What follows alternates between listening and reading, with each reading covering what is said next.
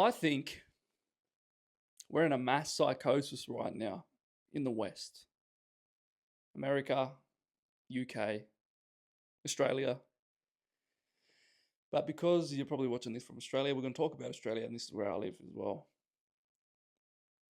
I have been in a drug induced psychosis before under the effects of plant based medicine, so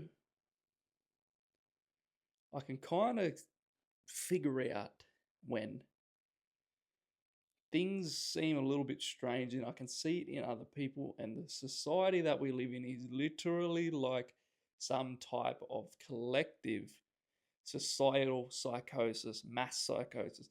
It's crazy, bro, and it's funny as well. It's kind of funny. Like, you got to laugh at it. If you don't laugh, you cry. Nothing wrong with crying. I'd just rather laugh sometimes. What am I even getting at? I'm gonna talk about. I've got a million things to do, but I wanted to sit down off the rip, no script, talk about Aboriginality and Christians and this thing between Christians and Aboriginal people.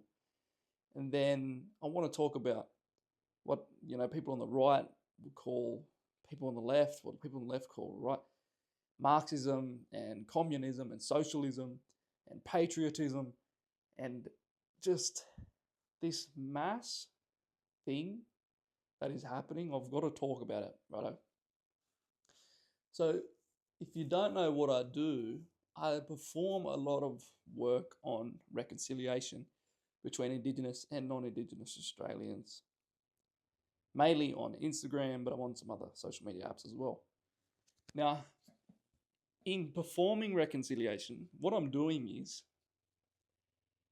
all I'm trying to do is explain from both perspectives and try my best. I'm biased as well, but I try my best to explain things so that a non-Indigenous Australian can understand it through the eyes of an Aboriginal person, and an Aboriginal person can explain things and understand things, through the eyes of a non-Indigenous Australian, because there is two sides, and a lot of the time there's still misinformation, misunderstandings, miscommunication, and it's important to me personally because of a couple reasons. But anyway, I help translate or mediate or explain things better.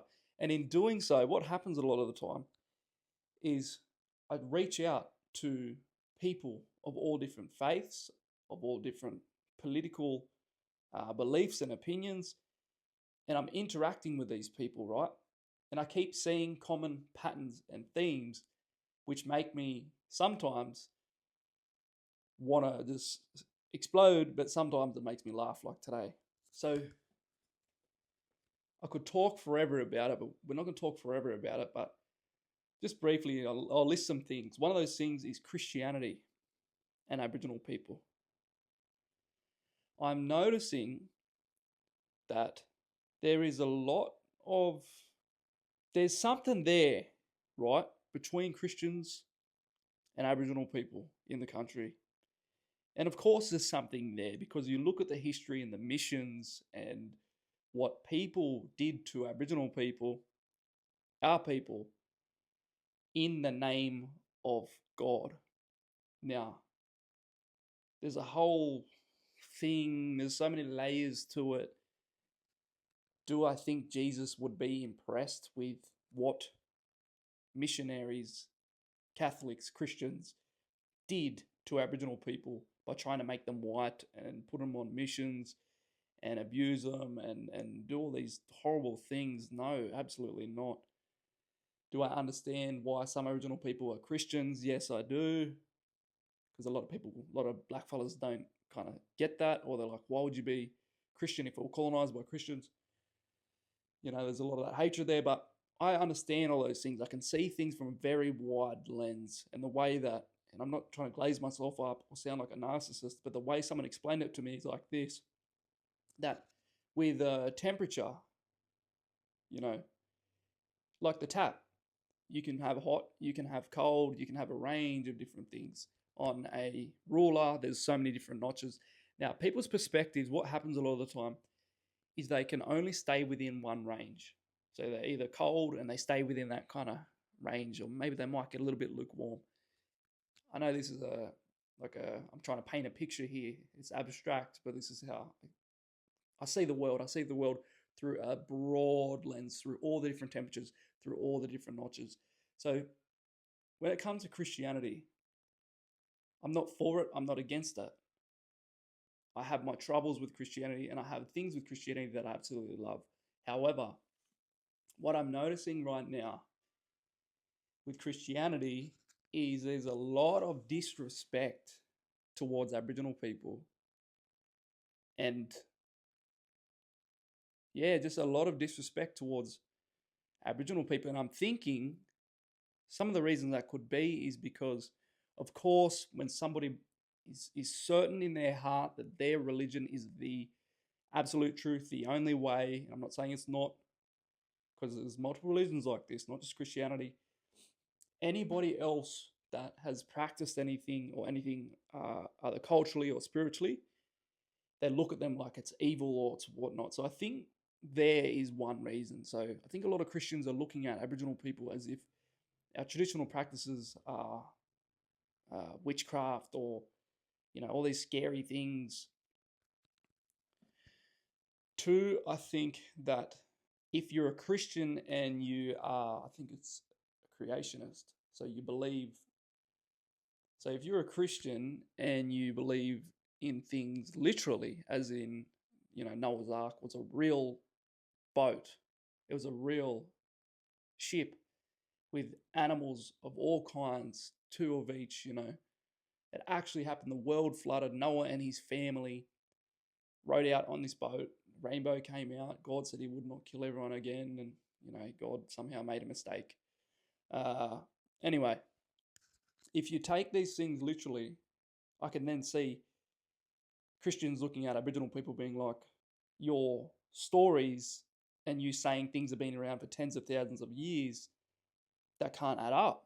That doesn't add up. What do you mean? You haven't been around for tens of thousands of years. Your stories have no value. So I can see that's another reason. But what I'm getting at is I'm seeing just a lot of disrespect from Christianity towards Aboriginal people, and people are going to say, yeah, that's always been the case. And of course, there's always going to be disrespect across religions and across cultures. But it's just unfortunate. I think I'm just a bit frustrated that people can be. I just see it like a mental gymnastics. I don't know about you, but to me, it's like if you're a Christian, like if you love Jesus Christ, Jesus of Nazareth, Yeshua, if you really follow his words and you think he is the Son of God, you believe he's the Son of God, that he is God himself, and that to be Christ-like, we're trying to emulate him. And you look at his life and the things that he did, how he spent his time with the sick, with the poor, with criminals, with prostitutes, this is how he spent all his time, with the minority. And then you have people saying that they follow him and they love him. Yet it's almost like they're following the devil. If you believe in the devil, I don't believe in a literal physical devil. But it's just like a mental gymnastics, because then what they do is you see a lot of Christians are also patriots. And I've got to be careful not to associate all Christians as patriots and nationalists as if that's a bad thing. Anyway, I don't think that's a horrible thing. But of course, within every group, there's extremists, there's people who are ignorant and whatnot. We're all ignorant in our own ways. However, I see there's Christians, there's so many people that are turning to Christianity. And they're also nationalists or patriots. And you have these nationalists and patriots say that they follow Jesus Christ and the teachings of Jesus Christ, and yet they really, really don't like immigrants. They really, really don't like coloured people. They're disrespectful to the original people here. They make fun of people and call people different slurs and this and that. And it's just like to me, it's like a massive mental gymnastics. are you, and I feel like saying to them, are you following Jesus Christ, or you following the men who created everything around him and what they did with it? Do you know what I mean? Are you following man, or are you following Jesus Christ? Because I think there's a difference there. And of course, there is never a perfect follower of Jesus. No, there's no perfect follower of any prophet, any religion. No, absolutely not. But to me, it's just frustrating me a little bit. It's starting to frustrate me because what I'm doing is I'm doing a lot of reconciliation, as I say, and a lot of the time that I get really nasty, disgusting comments, I click on their profiles and they've got Bible verses in their bios. And I'm there thinking, do we think Ushuaia, sitting on the throne, if that's what you believe, is sitting there smiling right now like, yep, I love that you said that about Aboriginal people. I love that you said that about immigrants. I love that. If you like, for example, I know this is America, but if you look at people praying over Donald Trump and people who say that, you know, Trump, for example, is a great representative of Jesus Christ, and it's like, really? You know what I mean? I'm not on the left, I'm not on the right, I'm not even in the middle. There's things I agree with and can see from all sides of the coin. There's two sides to a coin, but there's different angles that you can look at that coin. I can do all that. So I'm not saying that these Republicans and Labor and this and that, but it's like people aren't following Christ. They are following politics and they are following man, and they use this image of I'm a follower of Christ. It's almost like a psychological, like they're trying to convince themselves. But in reality, when you look at actions, it doesn't really look like that. Now, another thing I want to say is that I get a lot of Christians, I get a lot of people on the right who comment on my videos and call me a Marxist or a communist. And I'm like, I've never met Mark before, so I don't know what you're talking about. And even that to me is crazy because people can't separate just having empathy and trying to reconcile and create better relationships for our children, can't separate that from politics and socialism or Marxism. So because I've got empathy, sometimes, because I can be cold and cutthroat too, I am then seen as a supporter of the far left or a communist. What are you talking about? That is crazy to me. I went to go get a coffee today at my local coffee shop, and somebody had commented that I was a far left Marxist in a video where I talked about stolen generations, because somebody else had made it, a lot of people, recently had been talking about it wasn't the stolen generations, it was the saved generations, which is a rhetoric at the moment and has been for a little while. And see, again, not being black and white, there was some children that should have been taken and that they were saved, regardless of whether they were Aboriginal children or whatever. Regardless of their colour, they should have been taken.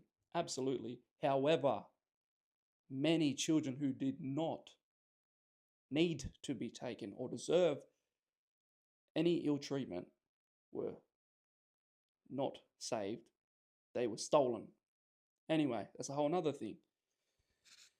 So it's funny, it's just like this mass psychosis right now where people, because of misinformation and people are just struggling so hard within their own lives, they project it out into the outside world, into the us versus them. Of course, we're tribal humans, we're still animals. So I get that in-group, out-group thing.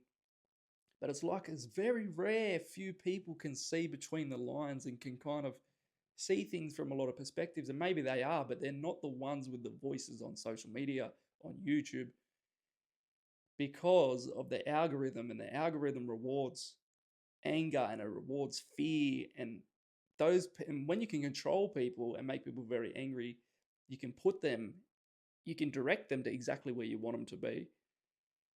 And I think that's what's happening and has been happening for a long time. It's just sad to see. It's sad to see. I'm 27 years old. I've got no academic experience. Like, I shouldn't have to be the one that is talking about these things. You know what I mean? It should be some old bloke that has lived through all these things and to be like, why are Christians disrespecting Aboriginal people? Why are these people doing this? Why? You know what I mean? It's almost disappointing that I have to do it. And then, of course, I'm not the only one doing it. People have done this before me. Anyway, it's unfortunate. I just have to mention this. It's unfortunate that there are some Aboriginal people that see a lot of my content and they get jealous and they think that I think that I'm the Black King or whatever because I've got a large following. But I've never said that I am. I've always been really humble, actually. But what happens is it's that tall poppy syndrome, the crabs in a bucket thing. So anyway, I'm just rambling now. The mass psychosis. So the mass psychosis is pretty much what I was talking about before, but it's these people full of hatred claiming to follow someone full of love. And it's just hectic. I myself was raised a Christian. My mother's a Christian. Her mother and father are Christian. You know, I've got a lot of Christian family members. I've read the Bible. I know a little bit about it, you know what I mean? And I love Jesus myself. I love the idea of Jesus. I love the stories of Jesus, whether they're absolutely factually true or not. Academics and historians argue over it and this and that. But whether it is or not, love the idea of Jesus, love Jesus. But Christianity currently is very strange. And I guess it has been for a long time because you look at what people have done in the name of Jesus, especially towards Aboriginal people. But I don't hate Christians. And I don't blanket all Christians as being like this. It's just a very strange, funny world we live in. And then you have, of course, a lot of people who are Aboriginal or they're allies of Aboriginal people. And they also have a lot of respect for Muslims. And you see Christians confused about this, and it's like, well,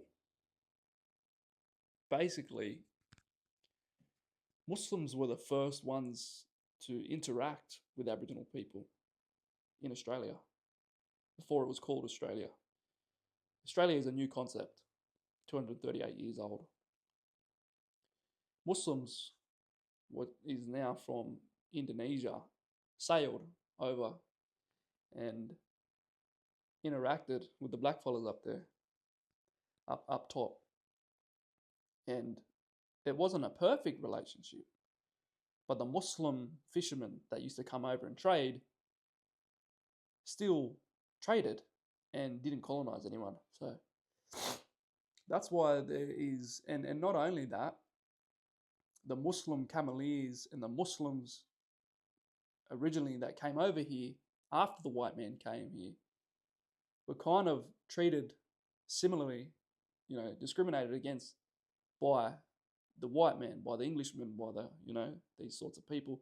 And I'm not hating on white people, I'm not hating on English people. I'm obviously white myself.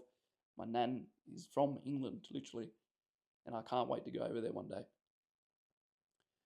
But, you know, they used to put the Muslims, you know, they used to hope that the Muslims would go out and be in their own camps, kind of like they wanted blackfellas to be on their own missions. And there was a bond there between Muslims and Aboriginal people. And anyway, what gets me is, what I'm getting at is, I am somebody who does a lot of catastrophizing, which is a psychological phenomenon where you jump through different things. Like, there's a story, for example, where someone breaks down at night and they literally don't know what to do, but there's a house up the road. So they walk up the road and then they start thinking about what are they going to say to the person in the house because they need help. And then they start running through all these scenarios that when they get there, the person's going to be really angry at them because it's late at night, and they're going to scream at them for waking them up. And then by the time that person gets to the door and knocks on it, and the person opens it, says, "Hey, you're right," the person who is in trouble is like, "Fuck you, I don't need your help."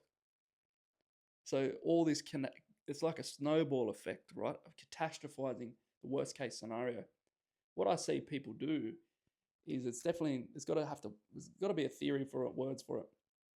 People are doing like a catastrophizing snowball effect when they think about other groups of people, religions, cultures, colors, genders, anything.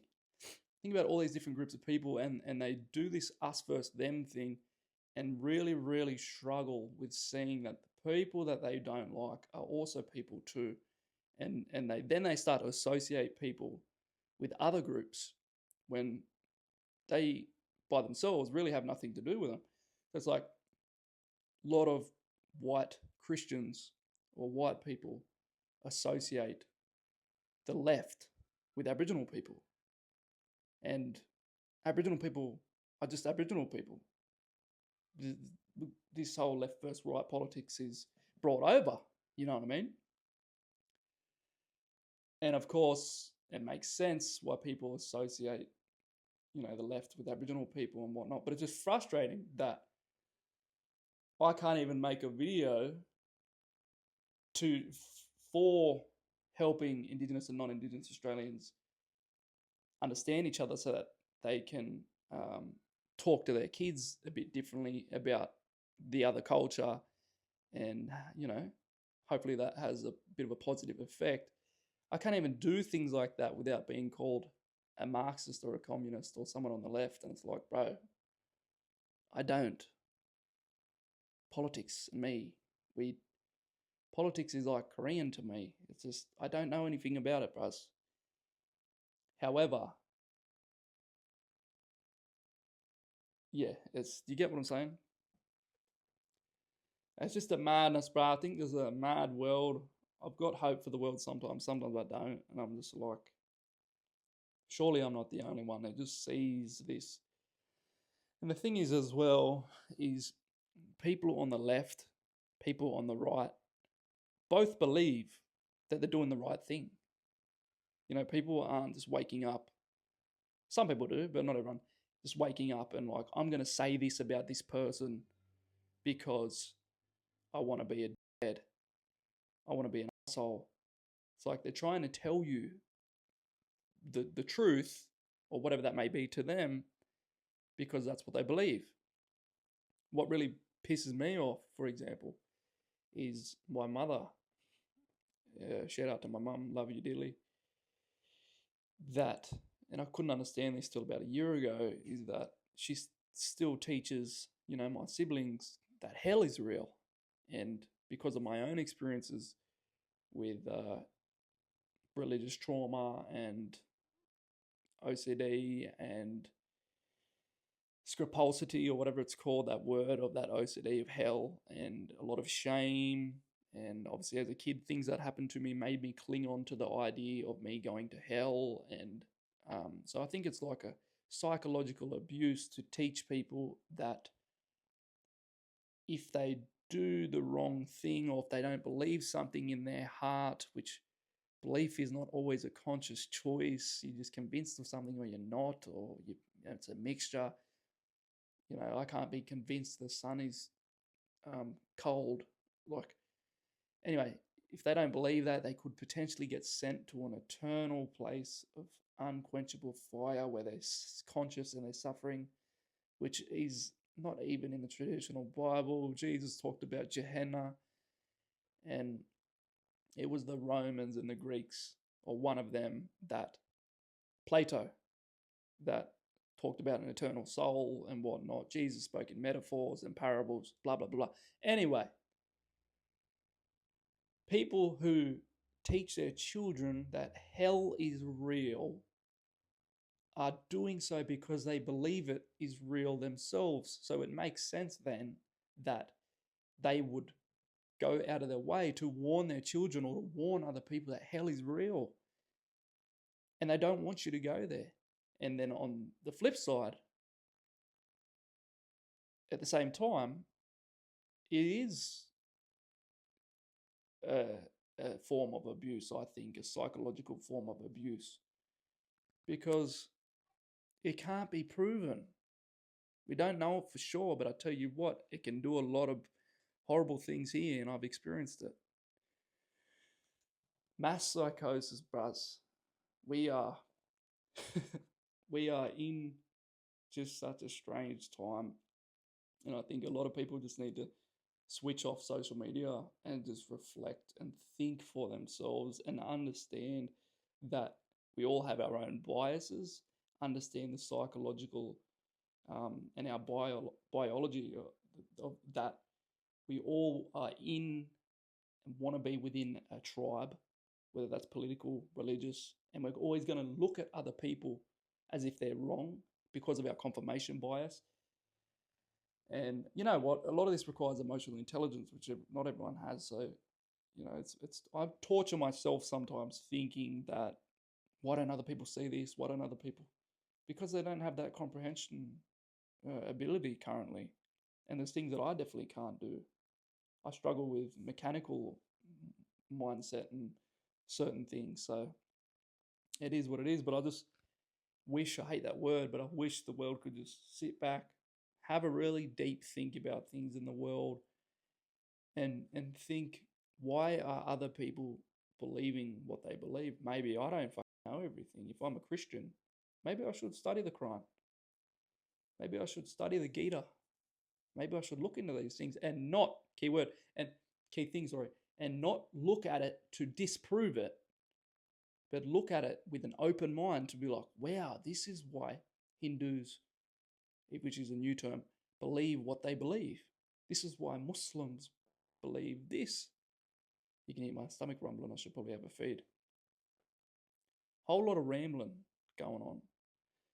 But I needed to get it off my chest because I know there's other people out there that agree with me and they can sense this strange thing going on in the world, in people's psychologicals. Our people are thinking, not even sure if that's a word, our people are thinking, like, for example, and I mention this stuff and I mention Christianity because I've got a love-hate relationship with Christianity, and more so the followers of Christianity.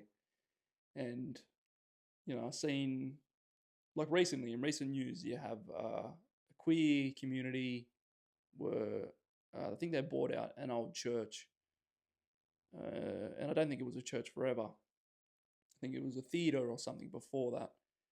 But anyway, they have been throwing, it's a bar or something. I don't think it's a brothel or anything like that. Who knows? I think, you know, they dress up and they do what the LGBTQIA plus, if that's currently what it is called, I'm not sure. It's not really I don't really know everything about it. Yeah, just partying and doing whatnot. And Spanian came out the front of it the other day, and he's very intelligent, very intelligent. I'd love to have a yarn with him one day, but he stood out the front and said, you know, these people, why are they, you know, why are they mocking Jesus? It must be true then. You know, they're not mocking Aisha, or they're not mocking, you know, these other religions. And I was just watching it, and I was just watching Spanian's confirmation bias. And I have a confirmation bias as well. But I was just watching it, and I'm glad that he's found Jesus. I think that's amazing because it's changed his life around. Look at how great his life is now, and you know, being able to provide for his kids and whatnot. I don't follow everything, but you know, he's doing amazing. So I'm glad that he's found Jesus. But it's funny seeing that because as I was watching it, I'm thinking, you know, he's saying, oh, well, I could see him, how he was operating, because it makes sense. If Jesus in Christianity is wrong, why are these people constantly obsessing over disrespecting Jesus? And then in my mind, I'm thinking, well, we live in the West. A lot of people's association with God is not Shiva. it is not. They're not thinking about Arjuna or Ajana, however you say, you know, his name. He's not thinking about Boija, which is the name that we give our Creator, one of the names that we give our Creator on around New South Wales for Wiradjuri and Gamilaroi and whatnot for our people. They grew up mainly around churches, so their idea then and their association, in my mind, when they would come to God, when they would think of God, would have to do with Christianity. So of course that would be then therefore the religion that they would mock, and then not only that, you think about the religions that have treated people really, really poorly and done some horrible things. And of course people are going to associate that with Christianity and the followers of Christ. You think about the Catholic Church, the things that they've done to children. Not going to get into it. Christianity, all religions have done amazing things, still do amazing things, also have done some putrid things. So it only makes sense, you know what I mean? I can't think of, the average Western European descendant human in Australia who has a bone to pick with Hare Krishnas or Buddhists. But again, there's Buddhists out there that are doing some horrible things still to this day. But yeah, anyway, just the whole confirmation bias, the echo chamber as well. I was speaking with a kind of left-wing person who runs a big account. I was going to have an interview with them, but I had some things going on. And he said to me, I want to talk about the right and their bias. And I was thinking, yeah, okay, but what about your bias, Buzz? What about our bias? People forget that both left and right and centre and whatnot have their own echo chambers. And that's why a lot of people don't like me and what I do, because I've got friends who are on the left and I've got friends who are on the right. I've got friends who are nationalists, patriots. I've got friends who are huge social justice fighters. And I speak with different people. And people don't like that because they can't work that out. It's like, what side are you on? I'm like, I don't do sides, bruh. And then people can see that when they're in a kind of low vibration or state of consciousness, if you want to use those terms because they're a bit spiritual, they can really only see things in a 2D way. So they look at someone like myself. I'm not the only one who's doing things like what I'm doing. They look at people like myself and they're like, oh, he's a fence sitter. Culturally, he's a fence sitter. Is he black or is he white? Is he on the left? Is he on the right? Does he like day? Does he like night? Just wanted to rhyme. And it's like, bro, I don't sit on fences. I tear fences down. And that's a massive difference. And I think that's what Jesus came to do. Not comparing myself to Yeshua at all, no. But I'm just saying that there's a huge difference in quality and levels of consciousness. As you can see, people who are very 2D, us versus them. And I'll even go as far to say, is that I enjoy, and I've done it myself, creating an us versus them when it suits how do I explain it? When I say us as in left, right, black, white, against those in power, even that is an us versus them. As putrid as politicians are, as people in power are, they're getting told by other people what to do and say as well. So, I've got a friend who hates Albanese. And I'm thinking, bruh, if you know that all politicians are being told what to do and say, that accounts for Albanese as well. Does that mean that you shouldn't hold these people accountable. No, I'm not saying that. But again, that's that 2D thing. You can do both things. You can have empathy for someone like Albanese. So he's just a human.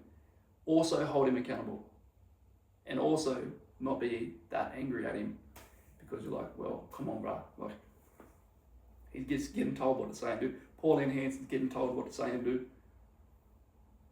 And it flows from those with this ear. But even then, as I was talking about with a friend of mine a couple months ago, Bradley, when he wants to stop brushing me,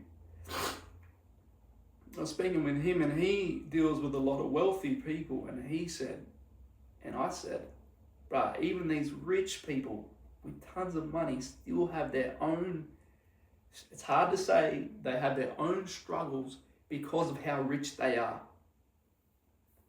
Now, to the average person, saying something like that is like, what are you talking about? They're rich, they got money. How can they be struggling? Because now they're in a space where they don't know who to trust. They don't know who likes them for actually them, because people just want money from them. They have so much money now that they're going to be numb. They're lacking that normal human experience of struggle, like having to, that relatableness. Like, there's so many things to it. Anyway, I'm starting to ramble. I think we're in a mass psychosis. I think more people need to think life is yin and yang, and the people who think too much should stop thinking as much, and the people who don't think at all should start thinking more. I think life is yin and yang, and it's also like a swinging pendulum, and we've got to find that balance point in that middle. Let me know what you think.